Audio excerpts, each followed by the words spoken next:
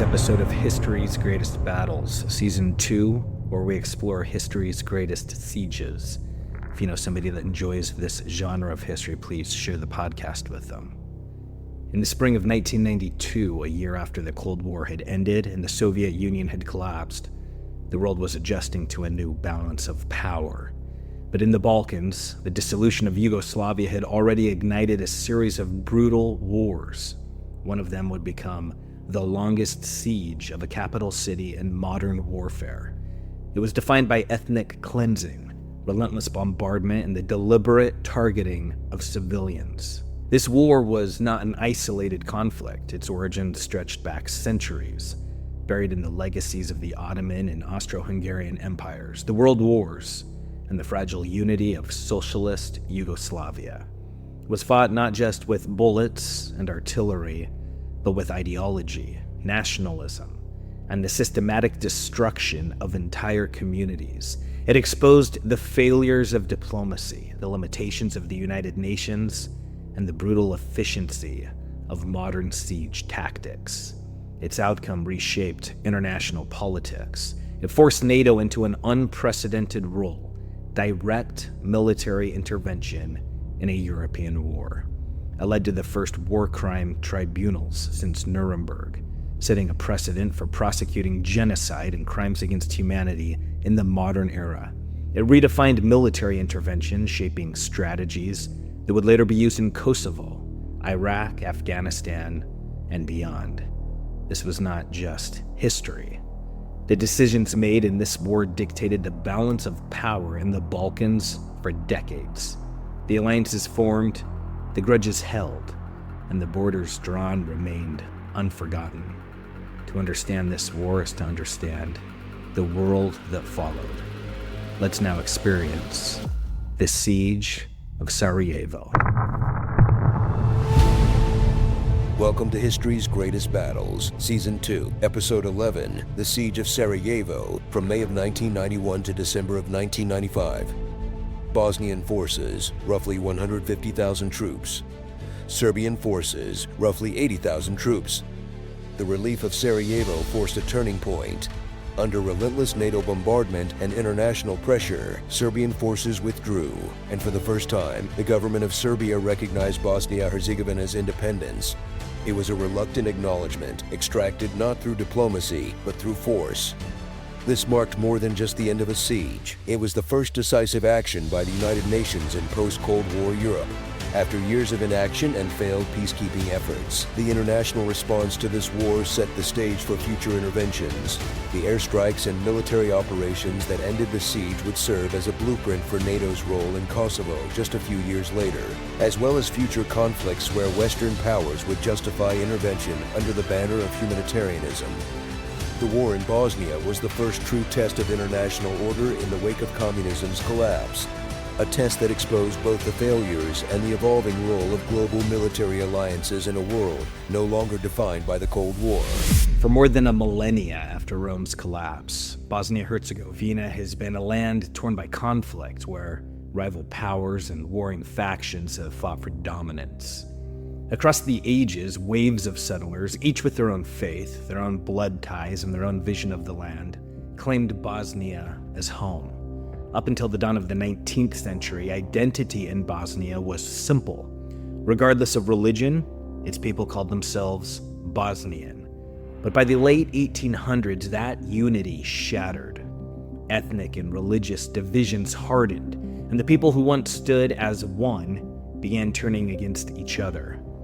After World War II, Josip Broz Tito's iron-fisted leadership kept the country's ethnic tensions in check.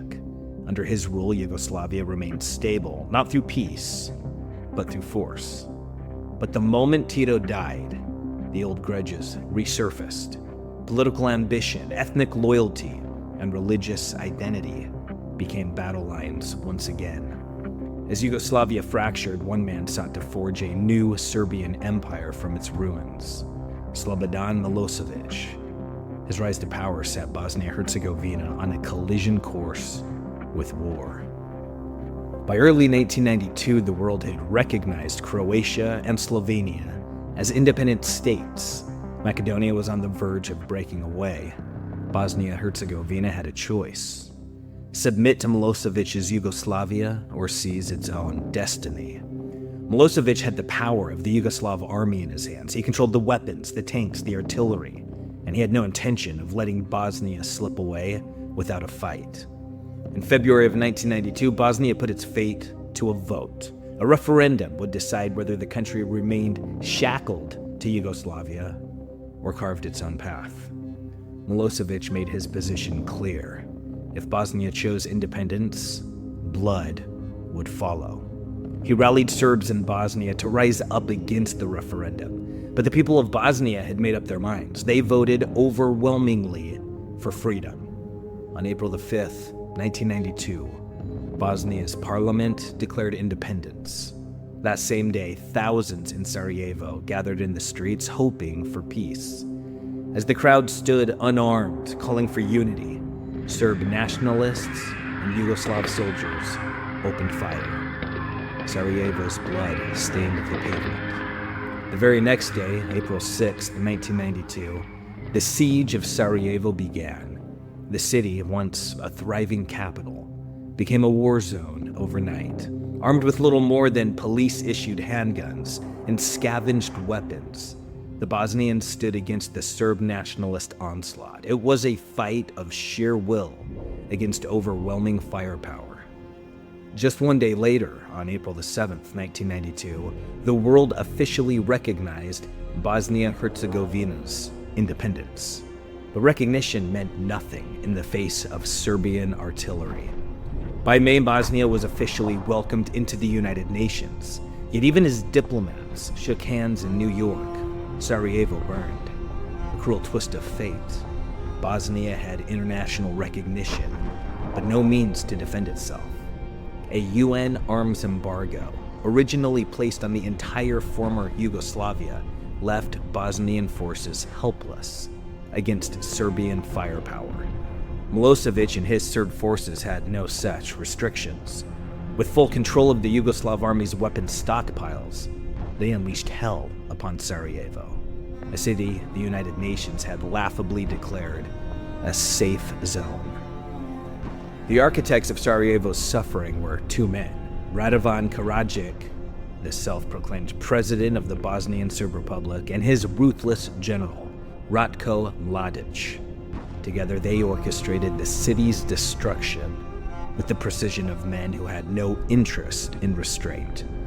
The Serbian war machine fielded 70,000 troops, hardened by years of military service and armed with the full stockpile of the former Yugoslav army. Opposing them, 80,000 Bosnians and Croatians stood ready, but their ranks were filled with civilians turned fighters, men and women who had neither the training nor the weaponry to match their enemy. With Serbian funding, weapons, and military backing, the Bosnian Serbs waged a campaign of ethnic eradication. Their goal was not just victory, but the cleansing of Bosnia's non-Serb population, and above all, the Muslim Bosniaks. Sarajevo was not simply under siege, it was being purged. The Serb forces sought to carve out an ethnically pure Serbian state, and that meant slaughter, terror, and displacement on an industrial scale. Reports flooded in, accounts of systematic rape, brutal torture, and mass executions. Thousands were imprisoned in concentration camps where death was as common as breath, and survival was reduced to a grim lottery. Throughout 1992 and 1993, Sarajevo remained under relentless attack. Serbian artillery pounded the city day and night, while snipers lined the hills, picking off civilians with cold precision. Diplomats from the United Nations and the European Union made feeble attempts at peace in '93, but diplomacy meant nothing to men whose strategy was extermination. Every agreement collapsed before the ink had even dried. With diplomacy failing, NATO stepped in. Fighter jets patrolled Bosnian airspace, enforcing a United Nations ban on Serbian military flights. It was a small step, one that did nothing to stop the killing on the ground. By early 1994, NATO's warnings turned into ultimatums. remove heavy weapons from Sarajevo, or face airstrikes. The world had watched long enough, and patience had worn thin. Under pressure, the Serbs withdrew some of their artillery. For Sarajevo, it was a brief moment of respite, a moment of respite that wouldn't last. In the face of Serbian aggression, old enemies became uneasy allies. Bosnian Muslims and Catholic Croats, once bitter rivals, put aside their differences and turned their guns toward the common threat. The agreement ended their internal war, but against the Serbs, the battle raged on. Sarajevo remained under siege, its people still enduring starvation, bombardment, and bloodshed. Then came February 1994, a day that burned itself into Sarajevo's memory. A Serbian artillery strike tore through the city, killing 68 civilians and wounding 200 more. The massacre forced NATO's hand.